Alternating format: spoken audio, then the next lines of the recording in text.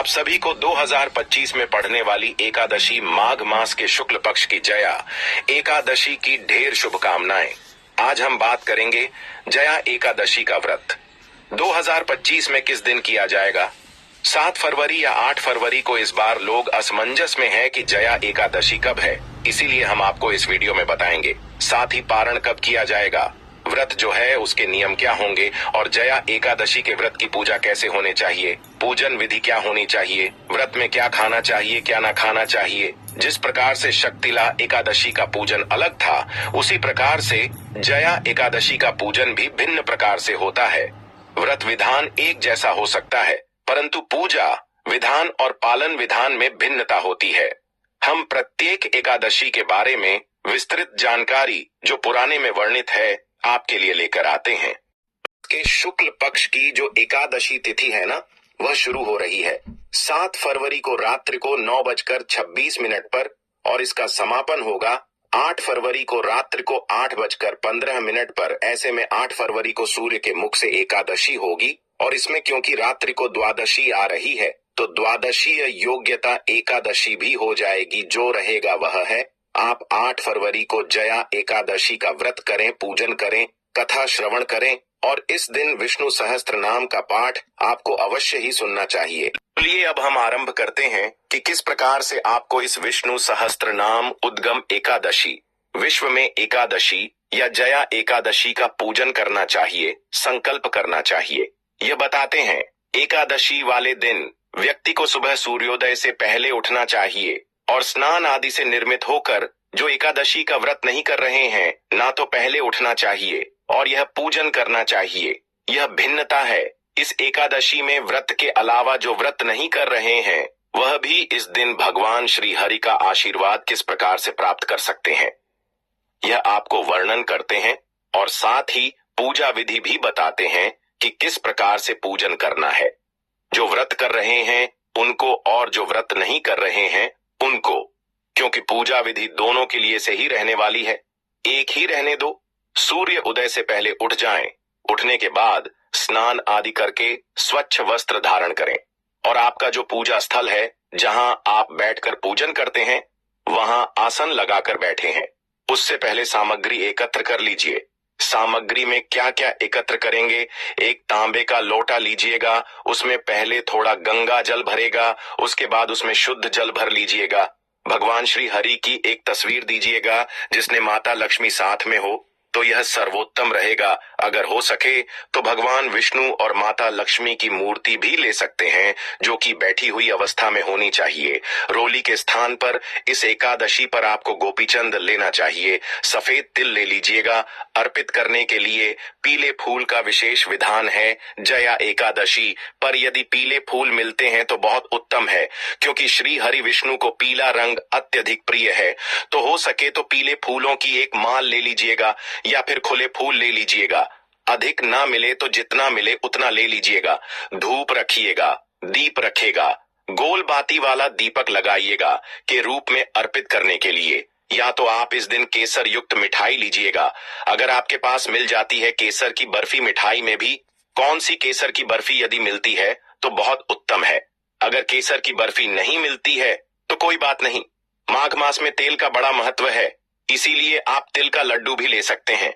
पान का पत्ता लीजिएगा, लौंग लीजिएगा, सुपारी लीजिएगा, इलायची दीजिएगा। ये सारी सामग्री एकत्र कर दीजिए, आसान लगाइए और भगवान की तरफ मुख करके बैठ जाइए। देखिए, भगवान श्री विष्णु की पूजा करते समय आप पूर्व की ओर मुख कर सकते हैं, अन्यथा पश्चिम बहुत उत्तम रहता है। उत्तर में भगवान शंकर की तरफ मुंह किया जाता है, पश्चिम में भगवान विष्णु का वास है, तो आप पश्चिम की ओर मुख करके बैठे तो उत्तम है। आप दक्षिण के अलावा किसी भी दिशा की ओर मुख करके बैठ सकते हैं। आप सबसे पहले पूजन आरंभ करें, उससे पहले स्थापना करते हैं। भगवान की तस्वीर या प्रतिमा जो आपने ली है ना आपके पास, यदि कोई चौकी है तो उसे चौकी पर पीले रंग का वस्त्र बिछाए, उसके ऊपर भगवान की तस्वीर रख पूजन करेंगे। यदि कोई चौकी आदि स्टोर आदि नहीं है तो हम पृथ्वी पर रखकर भी पूजन कर सकते हैं। जहां भी अपने रखकर पूजन करना है ना, पहले उसे स्थान का शुद्धिकरण कीजिएगा। जो सामग्री आपने ली है, इस सभी सामग्री का सभी का पहला शुद्धिकरण किया जाता है। तो एक पुष्पी लाइपो लौटे में जो गंगा जल को रखना है, रख के पूजन करना है। ओम पवित्र पवित्र जल छिड़कने के बाद भगवान की स्थापना करेंगे। भगवान को स्थापित करने से पहले उन्हें आसान दिया जाता है। आप थोड़े से खुले पुष्प लीजिए और स्थान पर जहां पर भगवान की तस्वीर रखनी है, आपने पूजा के लिए उसे स्थान पर रख दीजिए या भगवान को एक प्रकार का आसान दे रहे हैं, उसके ऊपर भगवान की तस्वीर को स्थापित कर दीजिए। स्थापना करने के बाद अब आप स्वयं अपने आप को पूजा के योग्य बनाएंगे। इसके लिए जो लोटे में जल है उसमें चम्मच रखिए और चम्मच से अपने हाथों को धो लीजिए। हस्टन वृक्ष आलम, उसके बाद 3 बार आपको जल जमानी करनी है। एक एक मंत्र हम बोलेंगे, उसके अनुसार आप जल चमन कीजिएगा। 1 चम्मच जल लीजिएगा सीधे हाथ में और माधवाय नमः की जय, ओम केशवय नम की जय, ओम नारायण नारायण नमो नमः। फिर से हाथ धो लीजिए। इस प्रकार से 3 बार अपने आप को तिलक कीजिए। अगर हम वहां पर होती तो यह ब्राह्मण का कार्य होता है। ब्राह्मण जो पंडित जी आप बुलाते हैं वह आपको तिलक करता और अपने आपके हाथ पर मौलिक बात। अब आप पूजा के लिए तैयार हैं। पूजन आरंभ करेंगे। एक विषय का ध्यान रखें कि जब आप पूजा में बैठे हो तो भगवान को गोपी चंद लगाइए, अक्षत के स्थान पर तेल लगाइए। माला पीले फूलों की माला है, आपके पास तो पीले फूलों की माला पहने ही है। जो भी फूलों की माला आपके पास है वह माला पहनाइए। फूल है तो खुले पुष्प अर्पित कीजिए। धूप को जलाइए, धूप दिखाइए, दीप जले और दीप दिखाइए। दीपक को जब भगवान के सामने रखेंगे तो दीपक के नीचे आप पुष्प के रूप में आसान रखेगा। उसके ऊपर आप दीपक को रखेगा तो दिखाएगा, दीप दिखाएगा जो आपकी पूजा के साक्षी होते हैं। के बाद आप भगवान को अर्पित करेंगे। नावेद में यदि आपके पास केसर की बर्फी है तो वह भगवान को अर्पित कीजिए। अगर आपके पास तिल का लड्डू है तो वह अर्पित कीजिए। अन्यथा कोई फल है तो वह अर्पित कर दीजिए।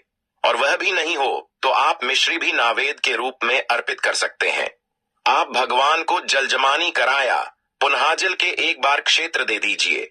भगवान को दंडवत प्रणाम कीजिए कि 5 उपचार से पूजन आपने किया है। यह पूजन कल तक चलेगा। इसकी जो विधि होती है आगे पारण की विधि होती है जो पुष्पांजलि के साथ समाप्त होती है। इसका पूरा वर्णन हम आपको जो पारण का वीडियो होता है उसमें बताते हैं कि देते हैं कि हिंदू धर्म में जितनी भी एकादशी पड़ती हैं, जितनी भी पूजा पाठ होती है, जितने भी व्रत आते हैं, जितनी भी सप्तमी पड़ती हैं, सभी की कुछ ना कुछ खाता होती ही है। बिना कथा के पूजा अधूरी मानी जाती है। एकादशी की कथा सुनने से आपकी पूजा सफल हो जाती है। जो भी नियम आपको हम बताते हैं वह कथा के अनुसार ही होता है, इसलिए आपको कथा अवश्य ही सुन लेना चाहिए। कथा सुनने से आपका मनोबल बढ़ता है और आपको सुख शांति की प्राप्ति होती है। कथा सुनने के बाद आपको भगवान की आरती करनी है। आरती के लिए आप एक कपूर का टुकड़ा अपनी थाली में जला लेना। क्या होता है कि कुछ लोग दीपक से आरती करते हैं और वह आरती के बीच में बुझ जाता है। यह बहुत ही बड़ा अपशगुन माना जाता है, इसलिए आप कपूर से आरती कीजिएगा तो अच्छा रहेगा। आरती करने के बाद आती है नियमों की बारीकी। आपको कैसे अपना दिन व्यतीत करना है। आरती करके आप प्रसाद बंधु बंधावों में वितरित करेंगे और आपकी जो दैनिक कार्य है ना उनमें लग जाएंगे। जो होम मेकर्स है, हमारी माताएं बहनें जो घर संभालती हैं वह घर के कार्य करेंगे। जिनको ऑफिस जाना है ऑफिस जाएंगे तो सभी अपने अपने कार्यों को कर सकते हैं। इसी प्रकार की मनाही नहीं है, केवल कुछ चीजों को करने से आपको बचाना है। यह आप ध्यान रखिएगा। सबसे पहले तो शुद्धता का पूर्ण रूप से आपको ध्यान रखना है। एकादशी का आपने व्रत किया है, घर में किसी भी वजह से कोई कल है, क्लेश नहीं होना चाहिए। भगवान आपके घर में विराजमान है तो घर का जो वातावरण है वह बहुत ही स्वादपूर्ण होना चाहिए, प्रेम में होना चाहिए। इतना करें किसी के साथ लड़ाई झगड़ा ना करें, किसी का भी अहित न करें, किसी का इस दिन बुरा ना करें। यदि आप किसी का बुरा करते हैं, अहित करते हैं तो आपका जो व्रत है, जो पूजन है, उसका फल छेद होता है। आपको भूल कर भी किसी ब्राह्मण का अपमान नहीं करना चाहिए। यह इस दिन बहुत ही दुष्ट बना करता है। यदि आप ऐसा करते हैं तो आपको इस चीज से बचना चाहिए कि आप ब्राह्मण पर क्रोध न करें और किसी भी प्रकार से उसका अहित न करें, अपमान न करें। आहार में जो आप फल आहार करेंगे उसमें केवल फल आहार ही करें। कुछ लोग इस व्रत को निर्जला भी करते हैं कि अगले दिन पानी पीते हैं, कुछ सजला करते हैं। आप दोनों ही ऑप्शंस आपके लिए खुले हैं, किसी में कोई दोष नहीं है। आप कर सकते हैं अपनी जैसी आपकी क्षमता हो, क्योंकि सभी की शारीरिक क्षमता अलग होती है। व्रत में आपको शाब्दिक भोजन का उपयोग करना चाहिए। तामसिक भोजन का उपयोग आपको भूलकर भी नहीं करना चाहिए। तामसिक भोजन को खाने वाला हिंदू धर्म में पापी कहा गया है। इसका सीधा सा अर्थ है पाप करने वाला भजन। इसलिए इस दिन आपको फल फ्रूट और फलहार का ही सेवन करना है। स्वास्थ्य के हालात अलग अलग होते हैं। जैसा आपका स्वास्थ्य आपको अलाव करे, उसी प्रकार से आप इस व्रत को कीजिएगा। बस निष्ठा और प्रेम पूरा होना चाहिए। भगवान आपकी श्रद्धा देखते हैं।